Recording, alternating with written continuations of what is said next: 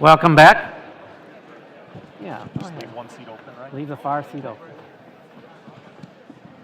Welcome back, thank you. A full morning so far, my goodness, and it's getting better and better.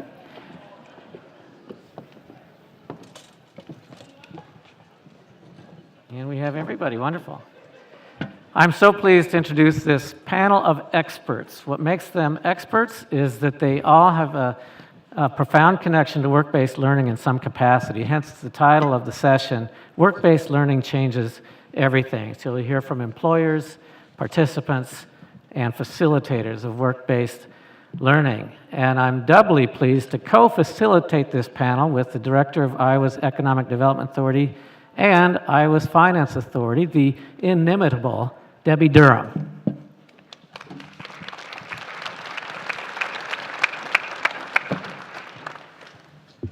Well, good morning, and thank you, Jeff. Work-based learning is a game changer for everyone involved. And that's not just internships or apprenticeships, but a vast array of real-life experiences from the early grades through high school and beyond. For example, John Deere created a work-based learning opportunity for students participating in the local IJAC program to learn how to weld. Through this program, students get a welding certificate in high school and learn about future opportunities to work at John Deere after graduation. One of the first students to go through this program was a young man whom, prior to participating in the program, was employed in a low-skilled position. He is now working full-time at John Deere as a welder, starting out at $19 an hour, plus great benefits. We are seeing these amazing public-private partnerships grow, but want to engage many more employers and educators so our students benefit. These real-world professional experiences make learning more engaging and relevant for our students by helping them understand their career options and the skills needed to pursue, and making connections between the classroom and the expectation of future employers. For employers, getting involved in work-based learning is a way to develop the talent pipeline and to ensure critical work skills are instilled early on. Participating employers not only can educate young adults about what they need to be learning now to be successful employees later, but they are also making the students aware of the careers available in the employer's company. Ultimately, this helps create a pool of better prepared and motivated potential employees. For students, it means they can explore careers while developing technical and soft skills. Students get to find out if a career or industry is a good match before committing time or money or pursuing that career and opportunity. Learn about the specific industries and career opportunities available in Iowa. For teachers, working closely with business and industry helps keep their curriculum current. Teachers are able to access real-world technology through business partners that help support what students are learning in the classroom and bring it to life for their students. That is the point of this panel. We'll hear about a variety of examples which we hope will inspire you to partner in our pursuit of a work-based learning opportunity in your area. We are leaving time for questions from the audience. Now, that will depend on how crisp the answers are from our panelists, no pressure.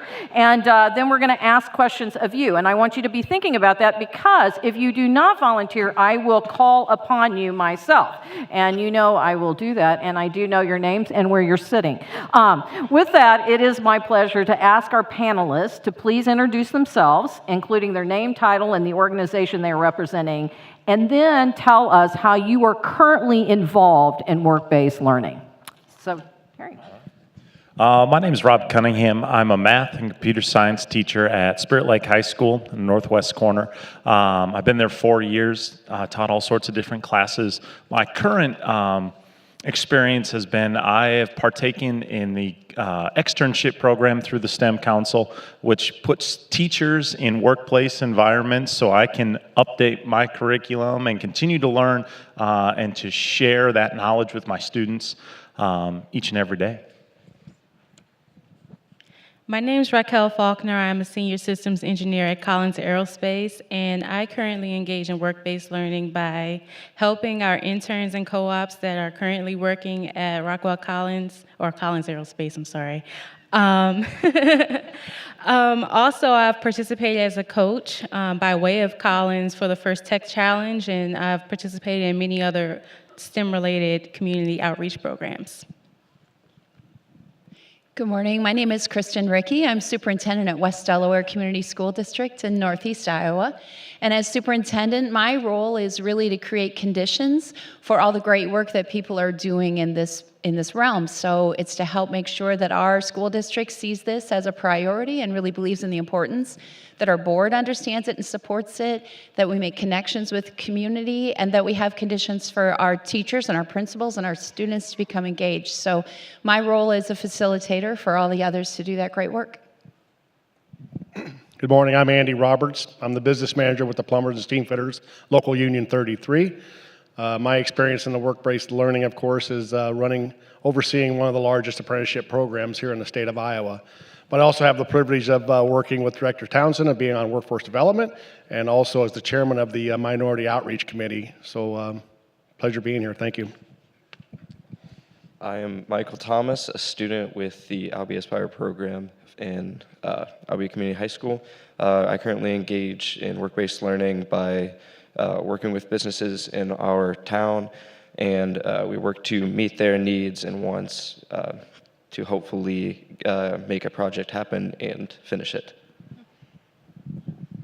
My name is Terry Voss, and I work in outreach and community relations for Vermeer Corporation in Pella, Iowa. And really my role is to give students K through 12 both experience and exposure opportunities so that they understand what we do in manufacturing and what opportunities there are for them within our facility. And so far this year, we've connected with over 2,500 students, and so we pursue that pretty ambitiously. Thank you. Wonderful to have you all here. So take us back to the beginning for the benefit of those Iowans who aren't presently engaged in any sort of work-based learning but might want to. Take us back to your beginning. When did you first initiate any kind of activity, whatever it might have been, in work-based learning, and why'd you jump in? Are we back to Terry? I would say that I was first given visibility to this issue through our then CEO, Mary Andringa, who was a co-chair of the Governor's STEM Advisory Council. And she has since allowed me to be, and the council has allowed me to be on that, in that position as well. And so I soon learned just how important this work-based learning effort is, because young people don't always know what opportunities there are for them right out their back door or within the state of Iowa. And so that was my first learning opportunity. But then once unemployment went down and opportunities within our facility, for example, kept going up in terms of workforce need, that's when we decided that we had to make a very intentional effort to connect with young people at an early age already. And so we are creating a pipeline every step of the way so individuals see the opportunities in elementary school already and then continue to grow that visibility and that connection with those students throughout high school and then well into college and beyond, or whether they choose college, that's one route, but also it could be apprenticeship, it could be certification, but we want to be there to support them throughout. My first experience was, so since this is the first year that our town has had a program like this, we had another work-based learning program come down to us and explain what it was like for them, what their experiences were, and what they're able to gain from it. And I decided that it would be a great opportunity to gain more technology skills, communication skills, and time management skills. Well, as an Iowan, I guess for me, work-based learning started the day I was born. From walking beans to detasseling to baling hay to doing everything on the 80-acre farm and making sure you're doing it the right way. Believe me, I was pointed out if I missed a weed or not. But with that, to move on to a 5-year apprenticeship program with the Plumbers and Steam Fitters, I got the value, of learning my trade, my craft, from a fellow person teaching me. So that's given me the aptitude to be where I'm at today as the business manager. But when it comes to work-based learning, there's not enough, and we have to draw the attention to it out there to try to entice more members to be involved. Well, for our school district, a lot of things were already happening, but they were sort of happening in pockets here and there. So one of the things that we did is we really worked very closely with all of our families, our students, our staff, the community leaders, and really set a vision for what's important for our school district and for our students.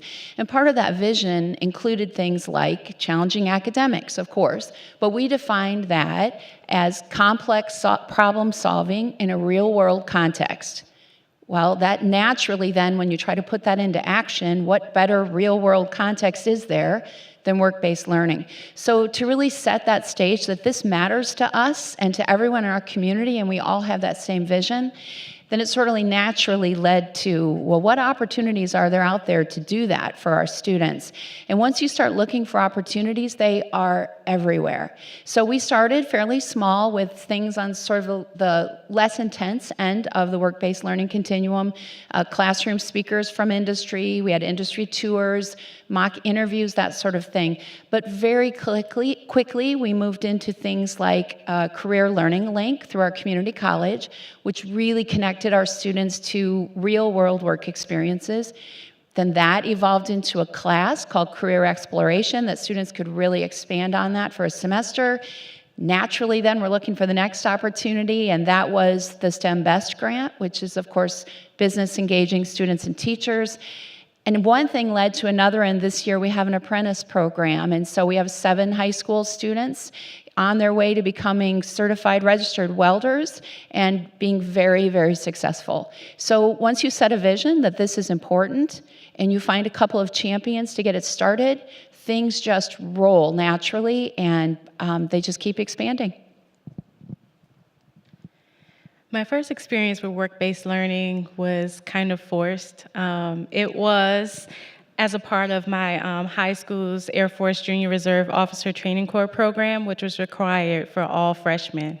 So not necessarily something that I signed myself up for, but something that was required in the curriculum in order to graduate high school. And the program not only teaches you about the military and how to be a good citizen, but it also teaches you a whole lot of different good skills that can translate to non-military and military careers alike. So I'm very grateful to have that experience. Obviously, I liked it. I stayed with it for 4 years and learned a whole lot. It's a really good program. My experience, again, was the externships, and I was told by our industrial tech teacher who had participated in one before, said it would be a great experience for the summer to connect with businesses. And so I've had 2 experiences, with the third coming this summer. I've spent a summer with GCAN Wheels in Esterville. They make rims. And then I spent another summer with the DNR in Spirit Lake doing fish population studies. And this summer I'll be doing lean manufacturing at Rosenboom in Spirit Lake as well. So just trying to cover all the bases in all different industries has been my experience. Good. Well, thank you. And our next question is actually, am I on? No. Okay, thank you. You're on 2 parts. So the first one is, as you decided to walk this path of work-based learning, talk to us about what you've learned along the way that's been significant, but also the challenges. And then as you look at whether you're a teacher, an educator, a business leader, or even a student, there are never enough hours in the day with all the things we schedule in. And so what would be your advice to those that are saying, how do I do this when I'm doing on top of everything else I'm doing? So that would start with you, Rob. Okay, all right. So let's unpack that here. The first difficulty I would say is how maybe naive I was to work-based learning. I mean, I've spent my whole life in education. I went to school, I studied math, I studied education, then I became a teacher. I know nothing of manufacturing or engineering or so many different fields, and getting out into businesses has exposed me to jobs that I didn't even know existed, and that I can share with my kids and try to spark interest. I get to see 120 kids every day, and I can talk about these experiences every day with them. Because, again, we just don't know everything in education. In terms of making it work, you just got to dive in. I tell my kids, do or do not. There is no try. You can't just try to do it. You have to do it. And so you'll make time. If it's important to you, if you want to expand your horizons, you're going to do it. It's with anything. So just trying to encourage kids to find their passion and jump in and just pursue something so they have some idea coming out of high school is really the biggest thing I try to do with this. So the highlight of my work-based learning experience with the AFJ ROTC program was that it offered an intro into aviation course. We got to learn a lot about navigation, general aircraft operation, the FAA, air traffic control, and a lot of the other careers that surround the aviation industry. And that class was what exposed me to engineering and made me want to become an aerospace engineer. So that eventually led to me studying aerospace engineering at Tuskegee, and entering into college, I was extremely passionate and energized. I was so excited to learn more about this field that not only did I complete the required studies, I also found opportunities within our professional partnerships and local organizations and neighboring schools to compete in regional and national design competitions where we learn skills like proposal writing, some coding, systems engineering, and things of that nature. Eventually, those opportunities led me to have an internship at Collins Aerospace as a sophomore. And I was completely terrified at first, stepping into a whole new professional world. I didn't know how I would fit, but I was fortunate to join a team of very different people, but they all fit together in a perfect puzzle that made a very dynamic team. Some of those relationships carried over into my full-time experience. So I would say work-based learning is very important. It definitely gave me the gift to rewrite the narrative of my family's legacy.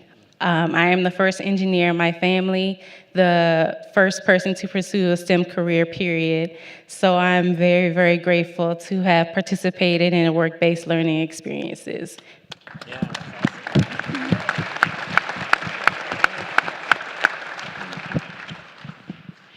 That's really exciting to hear from a former student's perspective. From the school's perspective, I think one of the things that's most exciting about this is the natural, automatic connection about relevance from what we're teaching to what students are learning.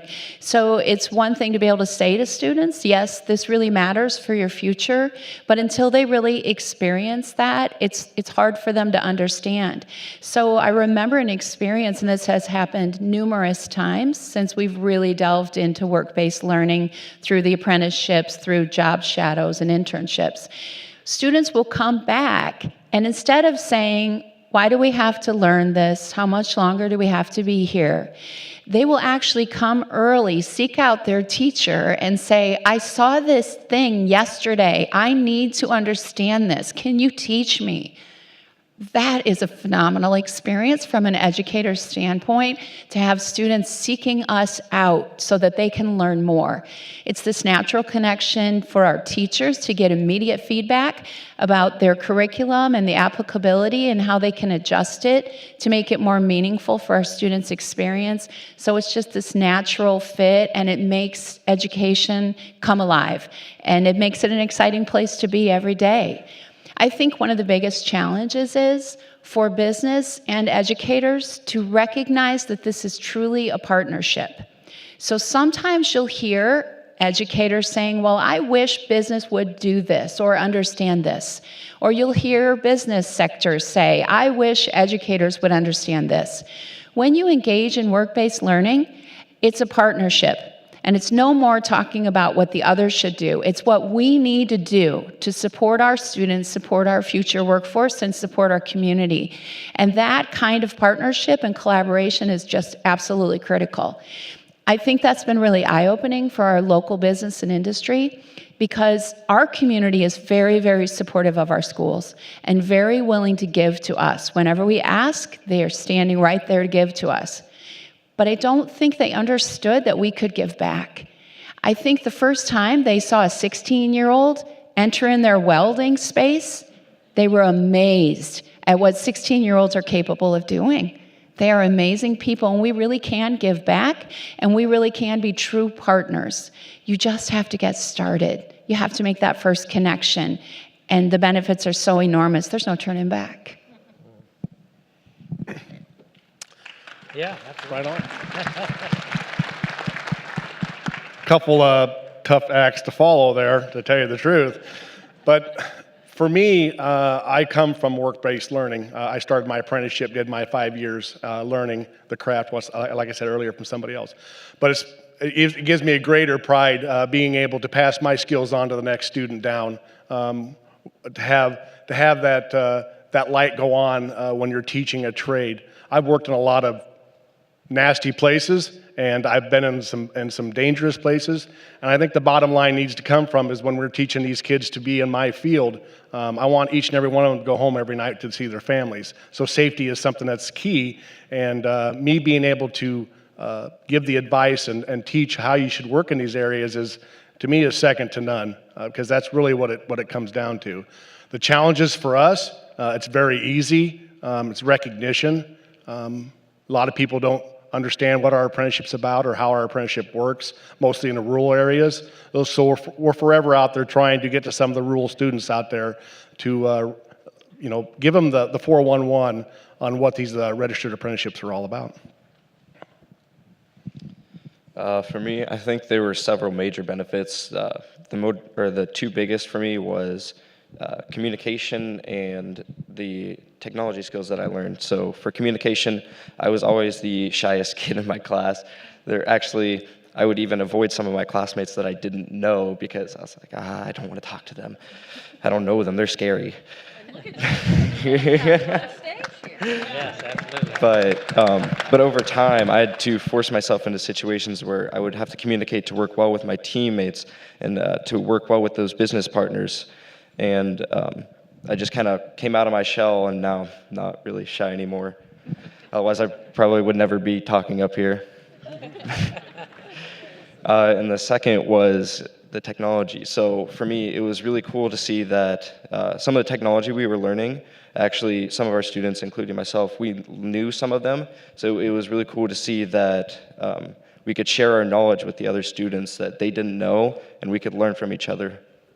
And probably my best advice would be for students is don't be afraid to fail, because you need to learn how to take your failures and learn from them to overcome your obstacles.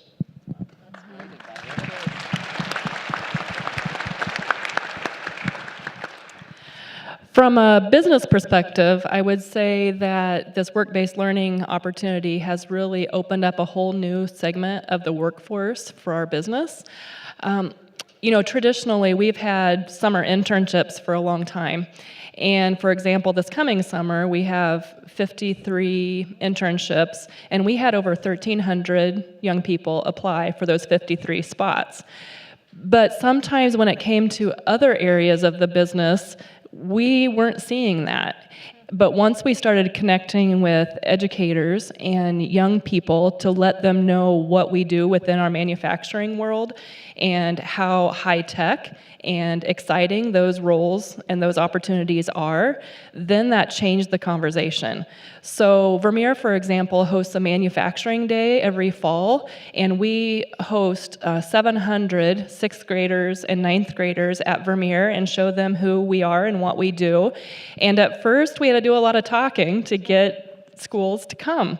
Now we send out a link to area teachers, and typically those spots have been filled for the last couple of years within 2 to 3 hours. So that's where the conversation changes. And then if you look at the stories that come out of these opportunities that businesses can offer, it just shows you in and of itself how powerful it is. I think of that 6th grade young lady who came to our manufacturing day, and she went to our welding simulator and she got a better score than all those other students, many of them boys, standing around her. And she said, I want to be a welder today. And I, gave her a hug, was happy to hear that, but later I got an email from her teacher that said, no, you don't understand. She's never had the opportunity to excel in something, and she walked up there and got the best score. And we have that now with our welding apprentices as well. They're smart kids, but they maybe weren't inclined to get that A in class, but when they go home and tell mom and dad they got 100% within, for a welding audit, for example, they have now found a place and found direction that they didn't know they had before. And if we as businesses can be that place for individuals who are looking for good jobs, they're wanting to stay within their communities, and we're in a rather rural area ourselves, we have to provide that pathway to keep these young people in our communities and in our state.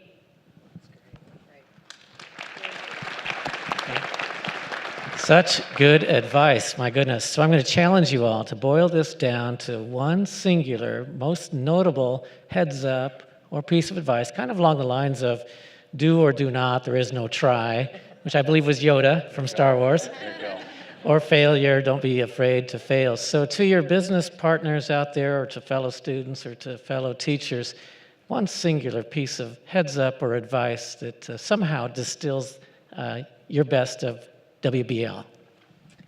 I would say something that goes hand in hand. We as adults, teachers, business people, parents, we can't assert our perceptions or understanding of who and what a young person is. We have to let them discover where they want and need to be, and not tell them, no, you have to fit in that niche or that other niche, but really give them the open doors to find where they can thrive. And then from a business perspective, know that it's very possible. For all the times we hear there's not enough time in the day, there's not enough time in the classroom, or we're in a manufacturing facility, we can't be safe enough. If you build it, they will come. I think one singular piece of advice, the most important would have been earlier, don't be afraid to fail, because unlike in a normal classroom setting where we may fail a test and we have to retake it, we don't actually learn the material. We're just learning it to forget it after about a month.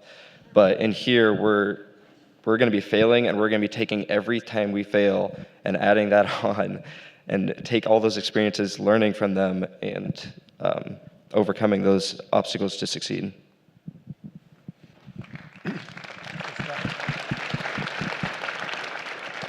I think my advice would be to get involved. I think that's the bottom line here. Don't be a naysayer sitting on the sideline. Get in the game. The game's being played right now. We need additional players, but I think also you need to diversify. We're not social clubs out there.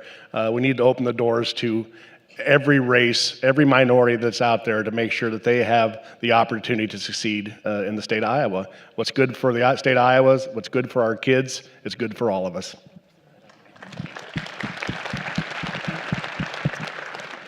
I think my piece of advice is also just get started. If you think we're too busy, there are too many things going on, of course there are. We're all busy.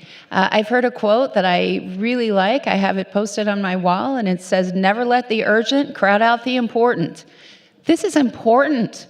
If it's important, find time for it. It really matters that much. I think my second piece of advice is find a champion who can get you started. Find a person. Sometimes we hear people say, well, we want to call the school. Who is the school? You need a person to talk to. Find that person at the school, at the industry, get started.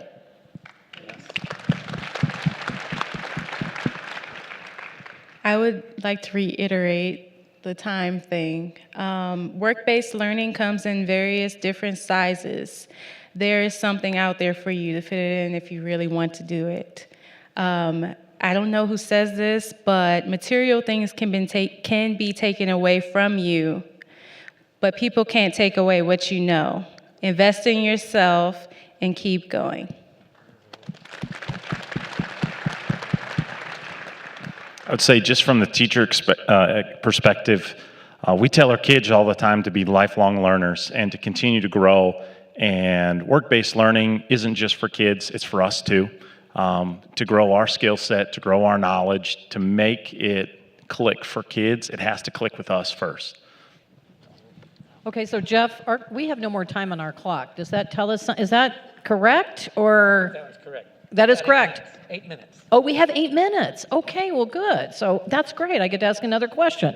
So I have toured most of the industries, the plant floors here, and I have to tell you, every time I do that, in fact, I even took a spin in your welding booth, right?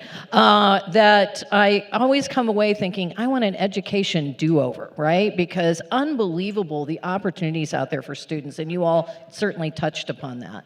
So the question is, and it should be an easy question based on the conversations so far, is should every student have this opportunity?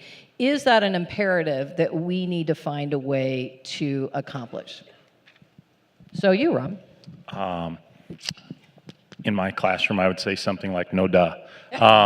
No, it's what we need to give kids, like we as teachers are building the workforce. You know, we don't know what the workforce looks like, but we're trying to prepare them for that.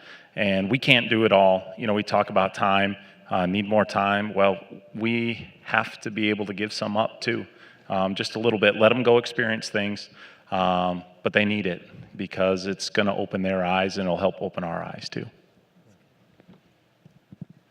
I would say absolutely. You don't know what you like until you try it. And sometimes it takes several tries to figure out what it is that you like. Work-based learning in schools can help students be more well-rounded, which makes them a commodity for colleges and universities as well as jobs right outside of school. It'll give them the confidence that they need to enter into the workforce. Definitely agree that it's more than just telling the students that they have to do something. It definitely is a partnership between the parents at home, the businesses in the community, and the education system, as well as the student. The biggest thing that I've found is that there are not a lot of people who really understand what work-based learning is. And there are not a lot of people who are well-versed in the work-based learning opportunities that their communities offer. I think if we learn to bridge the gap, that maybe we can have more success stories and help our students succeed. Of course, as everyone said, absolutely. We know that we're trying to prepare our students for the future. And part of that is their future career, yes. And work-based learning can help with that. But more than that, it's also learning how do you communicate, how do you problem solve, how do you work in a team, how do you accept failure and actually see that as a positive thing. Work-based learning is so much more than developing a workforce.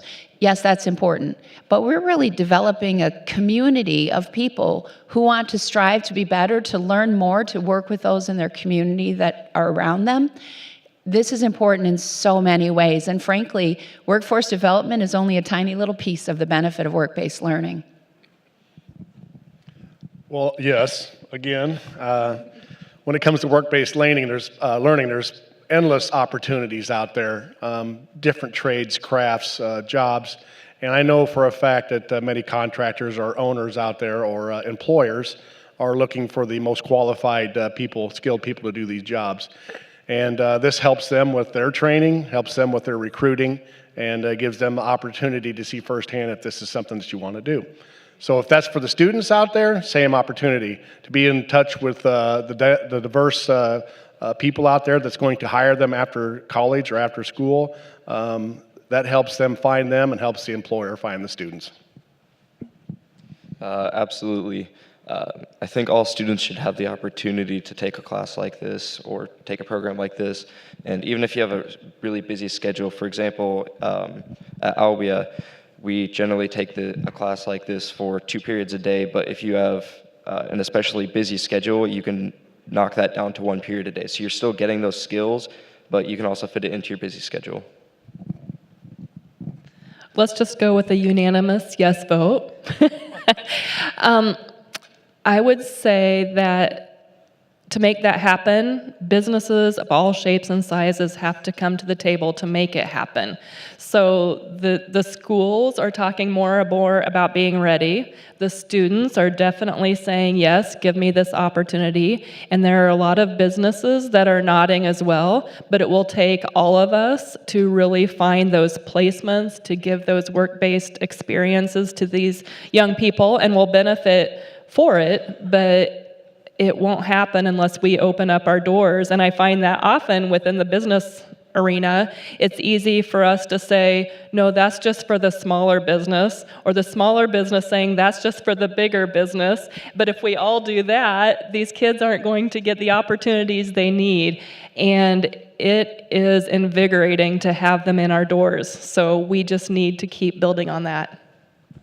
Well, thank you. We have 2 minutes?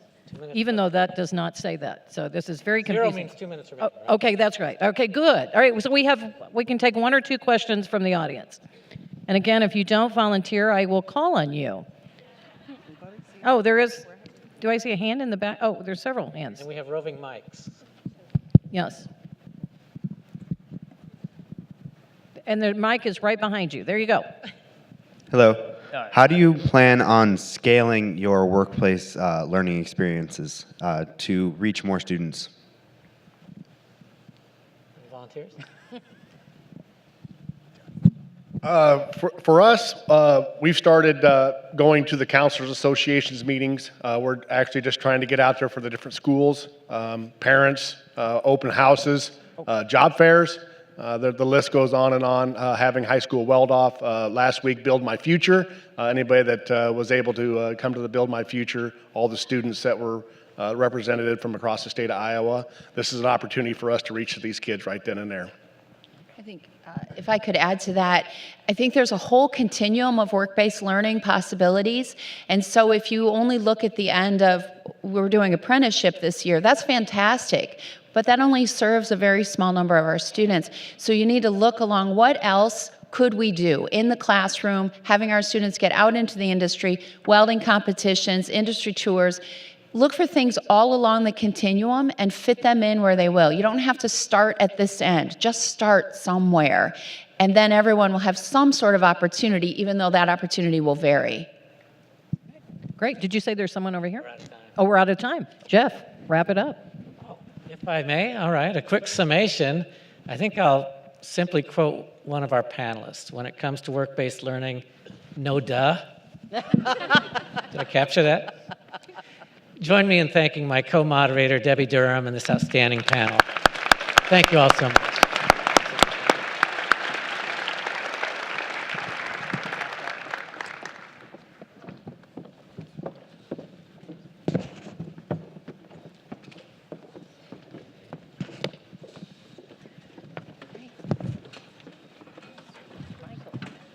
Next, backed by popular demand, I believe we debuted this style of presentations at our 2017 Fast Track Iowa's Future Summit. If you were there, you're going to have some recollection.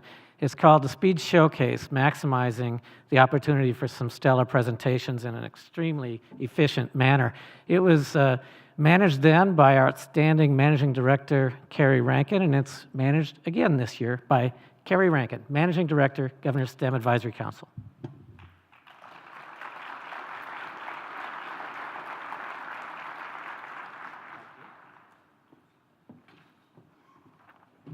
Well, thank you, Jeff. I am very excited because I have the great fortune of introducing and moderating the next portion of our program. And this is going to be a part where we're going to need all of you to get up and get active and start networking and learning and interfacing with our exhibits that are around the room. Today we have a speed showcase Speed Showcase, which includes 20 interactive work-based learning exhibits with students, educators, and employers. These exhibits will give you time to get up, move around, learn many different work-based learning approaches, and most importantly, we hope is to take them home and make them active in your communities across the state of Iowa. So very quickly, I'm going to give you a few instructions on how this is going to work. First of all, I hope that you've all had a chance to take a look at your program and preview it. On page 3, you'll find a map of the location of the 20 exhibits, interactive exhibits, and what their names are, so you'll know where to find them. On pages 7 through 10 of the program are brief descriptions of the showcases and who will be participating in each one of them. So take just a couple of seconds. We are going to give each showcase 15 minutes to share information on their exhibit as well as answer any questions that you have. We're going to do this 6 times total. So after the first 15 minutes, I will come back to the microphone and ask you to switch or move on to another showcase. Now you can stay if you're interested and want to learn more and hear more about that potential exhibit. But I encourage you to see as many as you can in those 6 15-minute periods. I'll give you a 1-minute advance notice before each switch, and then you'll hear a ringtone come over the microphone, and I will ask you to basically move on to the next showcase. Room around the showcase tables are going to be standing only, so please try and make room for everyone who is gathered at the exhibit so that they can hear, learn, and participate in the activity that's going on. So if everyone is ready, I want everyone in the room to stand up for me, please. I'm going to give you about 15, 20 seconds, and then I'm going to start you and start the timer at 15 minutes, and I'm going to say ready, set, go. So please go ahead and find your favorite showcases to see.